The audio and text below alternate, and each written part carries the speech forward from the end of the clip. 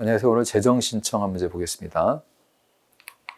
법원이 재정신청 대상 사건이 아님에도 이를 간과한 채 형소법 제262조 2항 2호에 따라 공소 제기 결정을 하였더라도 그에 따른 공소가 제기되어 본안 사건의 절차가 개시된 후에는 다른 특별한 사정이 없는 본안 사건에서 이와 같은 잘못을 다툴 수 없다.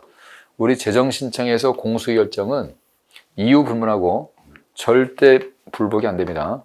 아무런 불복도 안 돼요. 기각 결정에 대해서는 재항고라는 게 가능하지만 재정신청 공소의 결정은 일체의 불복이 허용되지 않는다는 거 좀 기억해 두세요. 재정신청 기각 결정에 대한 재항고나 재항고 기각 결정에 대한 즉시항고, 아까 얘기했죠. 요구에 대해서는 불복이 가능합니다.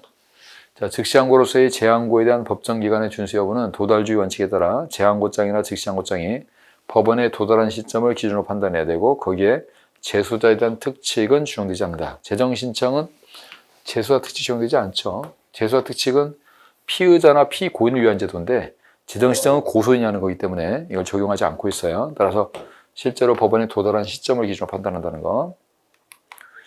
공소를 제기하지 않으면 검사의 처분에 당부에 관한 재정신청이 있는 경우 법원은 검사의 무혐의 불기소 처분이 위법하면 기소유예 불기소 처분을 할 만한 사건으로 인정되더라도 재정신청을 기각할 수 없다고 그랬는데, 일단 검사가 무혐의를 한 건 물론 잘못됐다는 거죠.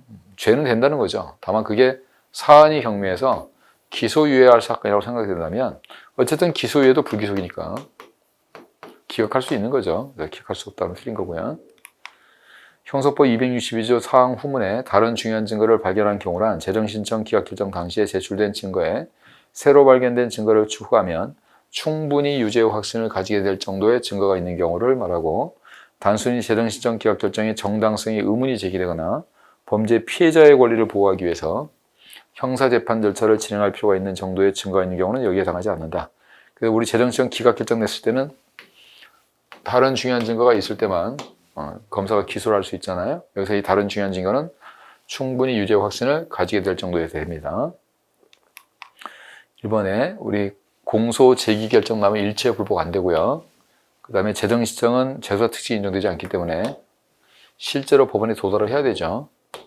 그 다음에 무혐의가 잘못됐다 하지만 사안이 경미해서 기소유예할 사건이라면 재정신청 기각할 수 있죠.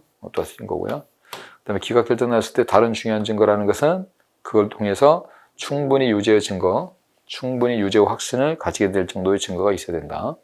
그래서 틀린 거는 3번입니다. 수고했습니다.